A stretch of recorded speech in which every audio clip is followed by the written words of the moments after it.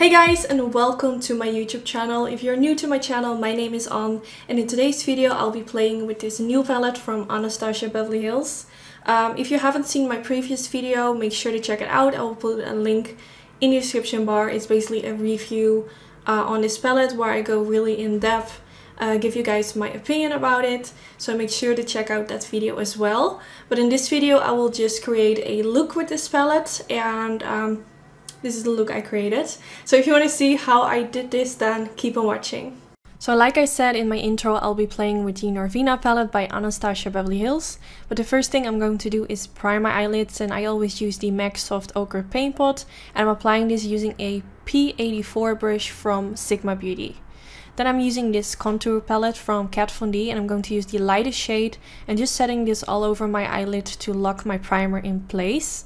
And then it's time for the eyeshadow palette. The first shade I'm going in with is called Incense. Not sure if I'm pronouncing that right.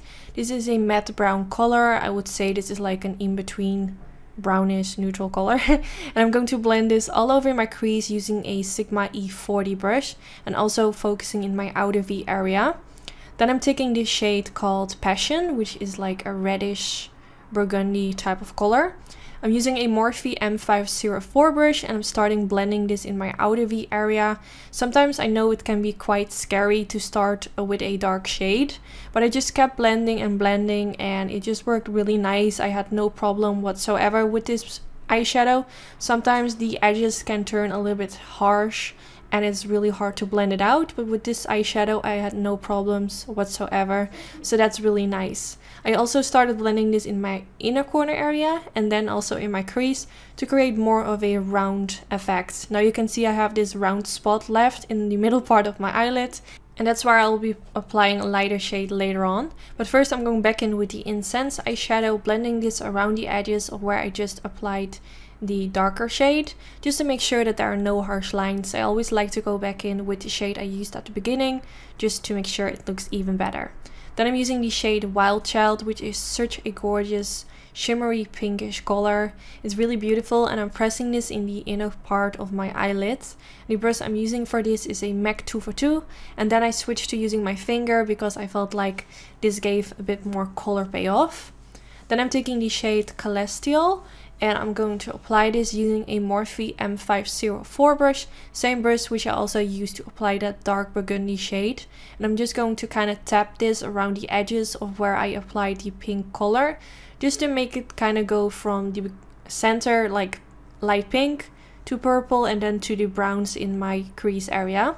Then I'm taking the shade Passion again and softly pressing a little bit around the outer end as well, just to make sure that it blends a bit better towards the matte eyeshadows. I just always go back in with the shades I used before. I feel like it just makes it look better. Then I'm taking the Sigma Wicked Gel Eyeliner, one of my favorite gel eyeliners and really affordable, and I'm going to create a simple line above my lash line. You can also skip the eyeliner if you want to keep it a bit more soft. You can just go in with mascara or fake eyelashes, but I really like to use eyeliner, especially when I use fake eyelashes, because this will kind of hide the lash band. So now I'm going on top of it using this NYX Matte Liquid Liner, and I just feel like this makes my eyeliner even darker. Then I'm taking the shade Passion. I quickly applied my foundation and concealer off camera, so that's why my skin is now looking a bit more warmer. But I'm pressing this underneath the lower lash line using a flat diviner brush from Sigma Beauty, and just pressing this right underneath the lower lash line. Then going back in with the shade Incense and blending this around the lower lash line as well. Just sweeping with my brush back and forth. This is a Dose of Colors pencil brush, and just trying to blend it out. Then I'm taking the shade Dreamer, applying a little bit of that in the inner corner area to give it a pop over there. Then taking the shade Wild Child and also applying a little bit of that underneath the beginning of my lower lash line. Then I'm taking this Awake pencil from Tarte Cosmetics, which is a nude pencil, which I think suits well with this eye look, since it's quite, well, I used like a lot of soft pink colors. So I felt like using a nude pencil suits this look better than like a black pencil. Then I used this mascara, my all-time favorite, the Tarte Cosmetics Lights Camera Lashes. I only use this mascara when I use fake eyelashes because I don't really like it for my upper lashes. But since I'm going to use fake eyelashes anyway, you won't see it anymore. So then I use the Kat Von D palette and the contour palette.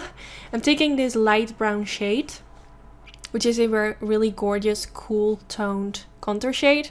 And I use this on the cheekbones and underneath the jawline to kind of make it more sharp. Then I'm taking this medium deep Mineralife skin finish powder from MAC Cosmetics, blending this on the cheekbones and a little bit on the forehead. And I do want to say, like, don't look at my hairline, it's looking terrible. Then I use this blush from Modus Cosmetics, which is called Bella, a really gorgeous soft pink color, which I think suits really well with this soft makeup look. Then I'm taking the Anastasia Beverly Hills Dream Glow Kit, mixing these two gorgeous colors together, and I'm going to blend this on the cheekbones. And since this also has a sort of peachy golden reflect, I think it looks so nice with all these pink colors that I used. And then I went in with this Venus lip gloss, which is new by Anastasia, which has already become one of my favorites. I'm just wearing it on its own and it's just so gorgeous. And then here you have the end result. I really hope you guys enjoyed watching this video. Don't forget to give it a thumbs up if you did enjoy. That would be really helpful for my YouTube channel. Also, don't forget to subscribe, of course. And for my next video, I will be doing more of a dramatic makeup look. I feel like this look turned out quite simple. So for my next video, it will be more dramatic. And of course, I hope to see you in my next video. Bye, guys!